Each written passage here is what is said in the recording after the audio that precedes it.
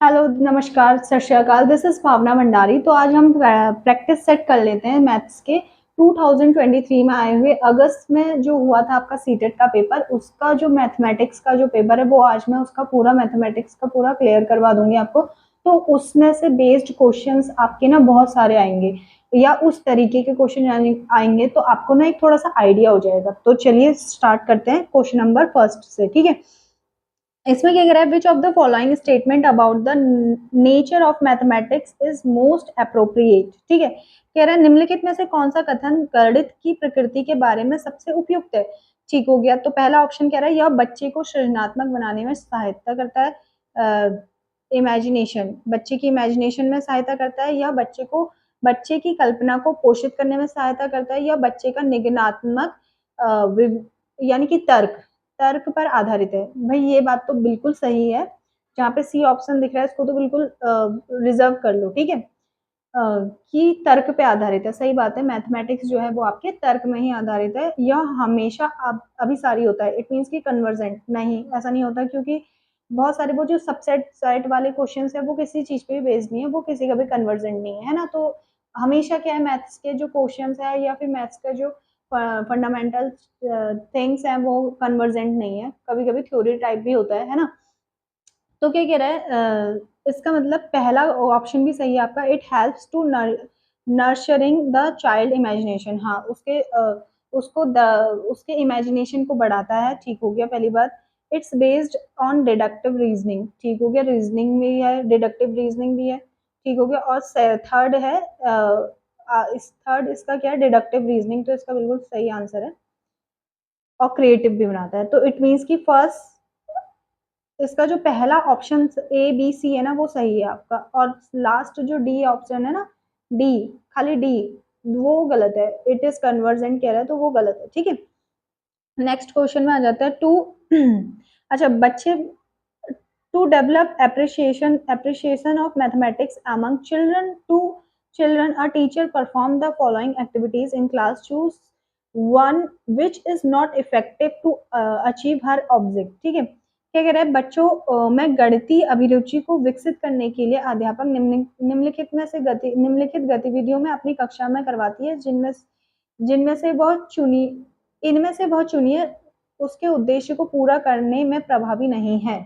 ठीक हो गया। तो पहला क्या है, वो हमेशा उसी बच्चे की विद्यार्थी की प्रशंसा करती है जो कक्षा में 100 पर या सतत्र सहस्त्र परीक्षा में अधिक से अधिक नंबर प्राप्त करता है। भाई ये बात तो बिल्कुल गलत है। हमने पहले भी जो नंबर पे जोर न देने के बजाय लर्निंग पे जोर देना है, सीखने पे जोर देना है ना। ये हम बात तो हमें पहले से अंडरस्टूड है। तो ये तो आपका गलती हो गया पहला। वह बच्चों को भारतीय गणितज्ञों और उनके योगदान की वीडियो दिखाती है। इट्स ऑब्वियस, ये तो बहुत अच्छी बात है कि मतलब जो मैथ्स से रिलेटेड साइंटिस्ट, जो भी गणितज्ञ हैं, उनकी वीडियोस दिखाने में तो वो क्या होंगे, इंस्पायर होंगे, है ना। This is the correct type answer, but not according to the question, ठीक है। वह कक्षा में गणितीय पहेलियां और जादुई वर्ग हल कर जाती हैं। ठीक हो गया। पजल करवाते हैं, पजल से क्या होगा, उसका इमेजिनेशन बढ़ेगा, क्रिएटिविटी बढ़ेगी। तो that is also good point. उन्होंने अपनी कक्षा में एक गणितीय कोना बनाया है जहाँ पर विद्यार्थी विभिन्न गतिविधियां कर सकते हैं। ठीक हो गया, ये तो बहुत अच्छी बात है। एक ऐसा रिजर्व प्लेस बनाना है जहाँ पे क्या कर सके वो अपने जहाँ पे उनके सारे मैथमेटिकल इंस्ट्रूमेंट हो, जिससे कि वो चीजें सीख सके। ठीक है, तो ये तो बहुत अच्छी बात है। तो फर्स्ट क्वेश्चन जो ऑप्शन है इसका वन, एक ही बच्चे की जो बहुत हाईएस्ट नंबर आ रहा है उसकी तारीफ करना, ये गलत है ना। तो इसमें जो फर्स्ट ऑप्शन है वो आपका क्या होगा, सही होगा, क्योंकि नहीं पूछा गया आपसे। ठीक हो गया। फिर फिर है विच of the following statement is not correct. कौन सा स्टेटमेंट क्या कह रहा है, करेक्ट नहीं है।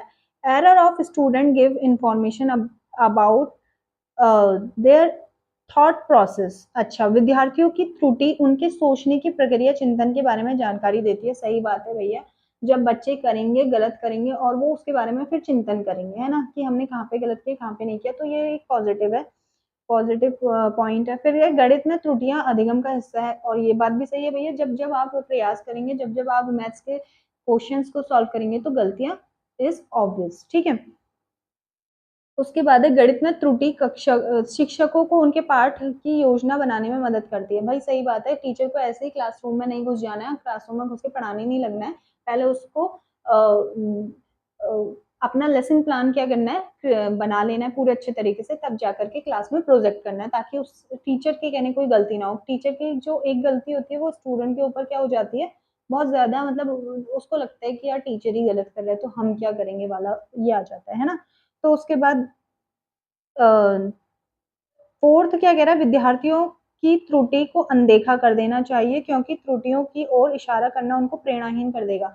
अब देखो बच्चे गलती कर रहे हैं मैथमेटिक्स में, तो और उनको इग्नोर मार दें, ये कोई अच्छी बात नहीं है, ठीक है। उनको इग्नोर नहीं मारना है, जबकि उनको करेक्ट चीज बतानी कि एस यहाँ पे ये वाला फॉर्मूला लगेगा और इस फॉर्मूले में चीजें पुट करके लास्ट आंसर इस तरीके से निकलते हैं ना।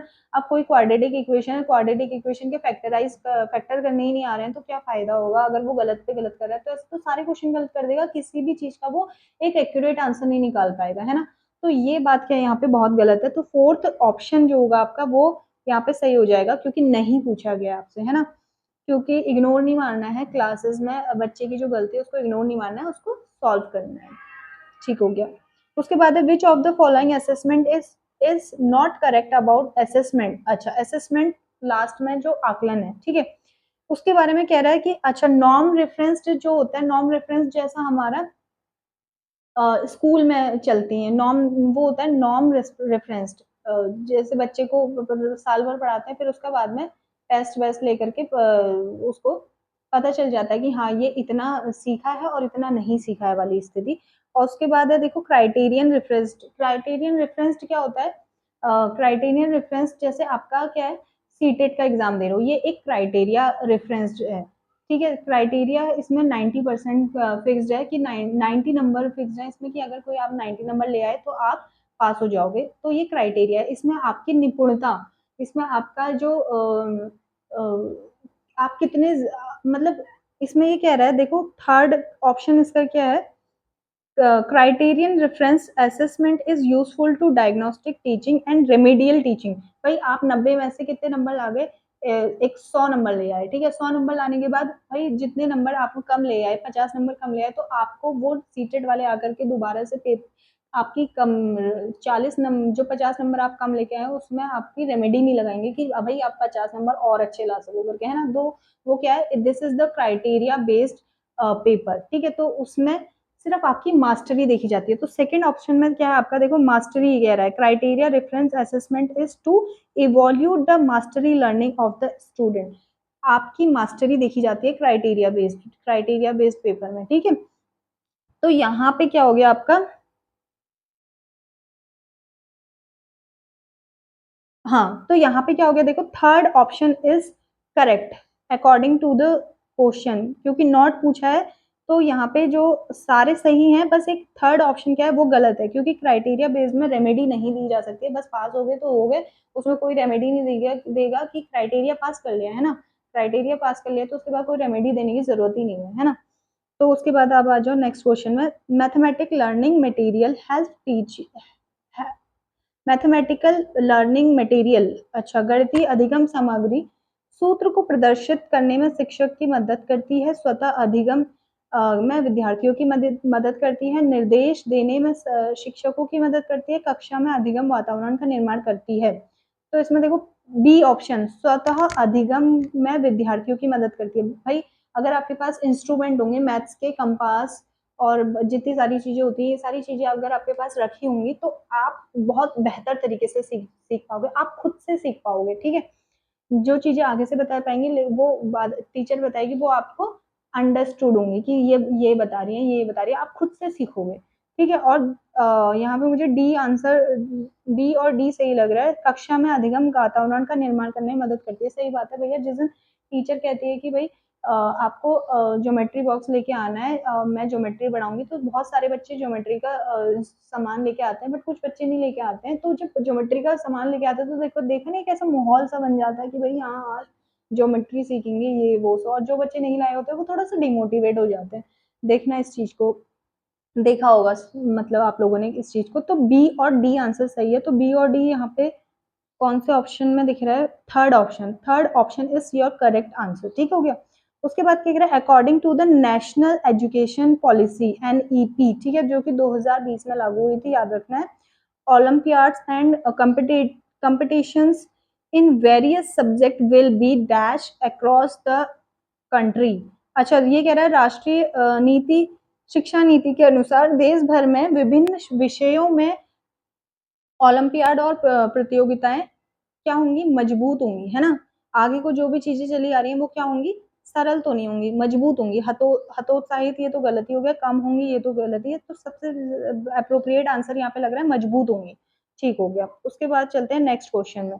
देखो, concept of like, more less, long short, far near, big small, ETC, ये क्या है? देखो, कह रहा है कम अधिक, लंबा छोटा, समीप दूर, बड़ा छोटा आदि अवधारणाएं हैं। कह रहा है ये कैसी अवधारणा है? तुलना के लिए अस्पष्ट। अस्पष्ट कैसे हो सकती है? तुलना सही तो है। छोटा बड़ा, लंबा चौड़ा, दूर समीप, ये सारी तो अस्पष्ट नहीं है, स्पष्ट है ना। विलोम शब्द हैं जो गणित में सीखने के लिए आवश्यक नहीं है। सीधे शब्दों में अंग्रेजी भाषा का विशेषण है महत्वपूर्ण पूर्व संख्या, प्री नंबर अवधारणा है। हाँ, सही बात है।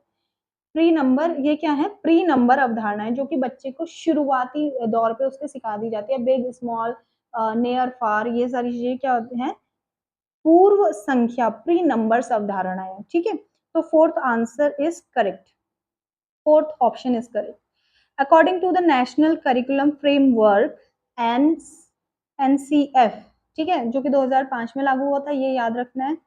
Classroom researchers have indicated the fairly systematic devolution of the girls is incapable of mastering mathematics even when they perform well in mathematics। अच्छा, what is the most appropriate reason for this? अच्छा, क्या कहता है? राष्ट्रीय रूपरेखा 2005 के अनुसार कक्षाओं के ऊपर शोध बताते हैं कि लड़कियों को गणित में विशेषज्ञता के योग्य न मानकर उनका काफी व्यवस्थित अवमूल्यन होता है, जबकि वे गणित में अच्छा प्रदर्शन करते हैं। भाई सही बात है, हमारे साथ भी बहुत सी लड़कियां पढ़ी हैं जो कि गणित में बहुत अच्छी हैं, और ये मतलब समाज की थॉट प्रोसेस है, समाज का थॉट प्रोसेस है। इसको कहेंगे कि जेंडर स्टीरियोटाइप है कि लोग सोचते हैं कि लड़कियां मैथ्स में अच्छी नहीं होती हैं, बट ऐसा कुछ नहीं है। मैथ्स में भी बहुत सारी लड़कियां बहुत अच्छी होती हैं। ये सिर्फ समाज, ये कहाँ से अवधारणा निकली है? समाज से निकली है। ठीक है, तो देखो third option is correct answer. समाज को लिंग संबंधी धारणाएं इस सामान्य मान्यता की ओर ले जाती हैं कि लड़के समस्या समाधान ज्यादा नवीन कार्यविधि का उपयोग करते हैं, और इसलिए काफी उन्हें बेहतर अवधारणाएं समझ होती है, अवधारणात्मक समझ होती है। तो ये है, ये अवधारणाएं कहाँ से उपज होती है? भाई तुमने और मुझ में आ रही हैं, तो ये भाई कहाँ से उपज है? ये समाज में ही उपजी हुई है। ठीक है, कि लड़कियां अच्छा नहीं कर सकती, लड़कियां मैथ्स में नहीं कर सकती, जबकि आप अपने क्लासरूम में खुद देखते हो कि लड़कियां ही टॉप कर रही होती हैं, लड़कियां ही मैथ्स में हाईएस्ट नंबर ला रही होती है। ठीक है, तो ये सामाजिक अवधारणा है जो कि समाज से ही निकल के बाहर आती है। फिर क्या देखो फिर क्या रहा है?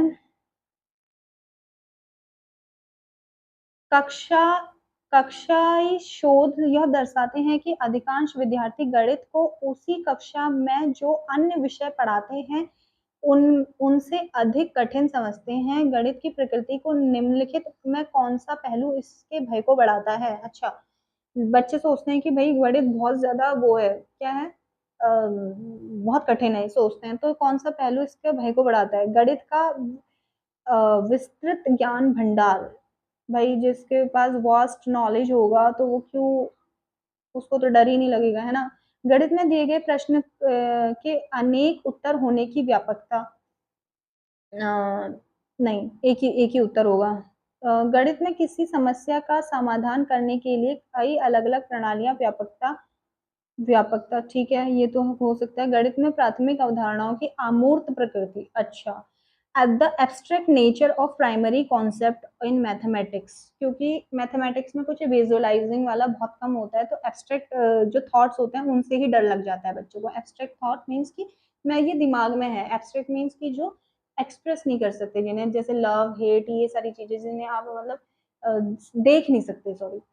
तो fourth option is the correct answer, the abstract nature of the primary concept in mathematics. ठीक है, ठीक हो गया। उसके बाद देखो क्या कह रहा है, who among the following has worked in the field mathematical astronomy. अच्छा, किस कौन सा ऐसा मैथमेटिशियन है कह रहा है जो कि एस्ट्रोनॉमी में भी था, वो है तुम्हारे आर्यभट्टा। ठीक है, पहला ऑप्शन ठीक हो गया, करेक्ट है। ठीक है, फिर क्या कह रहा है, a vegetable seller was selling spinach for 60 per KG, Sonu purchased 350 gram of spinach for the which of the vegetable seller two dash two 21 rupees इतना इतना इतना, which of the following statement true regarding the mathematical skill using vegetable seller। ठीक हो गया, जो भी ये process है कह रहा है उसमें कौन सा कथन सत्य है। ठीक है, यह गणितीय कौशल अस्पष्ट है। भैया अस्पष्ट कैसे है, अस्पष्ट होती तो वही दुकानदार कुछ भी मांग लेता, कुछ भी रुपए ले लेता, कुछ भी रुपए दे देता, है ना। यह कौशल कक्षा में गणितीय प्रश्नों को हल करने के लिए लाभदायक नहीं है, ऐसा तो बिल्कुल भी नहीं है। ऐसे कौशल गणितीय प्रश्नों को हल करने के लिए वैकल्पिक तरीके का तरीकों को विकसित करने के लिए होते हैं। यह गणितीय कौशल स्पष्ट है, ओनली इसमें सी है।